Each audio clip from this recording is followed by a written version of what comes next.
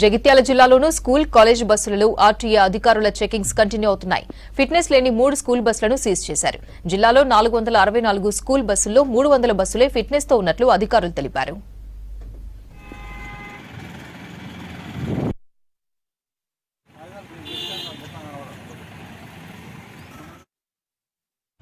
Route reopen అయినందువలన ఏవైతే school యాజమాన్యాలు వారి వాహనాలని యూజ్ చేస్తున్నారో అటువంటి వాహనాలన్నిటికీ ఫిట్నెస్ కలిగి ఉండాలి.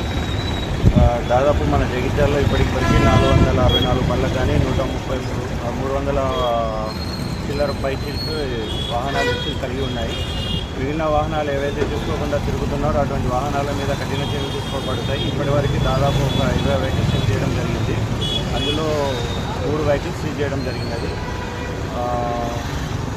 స్కూల్ యాజమాన్యాలకు చేసే విజ్ఞప్తి ఏంటంటే వాహనం ఫిట్నెస్ సర్టిఫికేట్ లేకపోకుండా రోడ్ల మీద తీసుకురాకూడదు. ఒకవేళ తీసుకొచ్చినట్టయితే కఠిన చర్యలు తీసుకోవడం జరుగుతుందని హెచ్చరించడం జరుగుతుంది.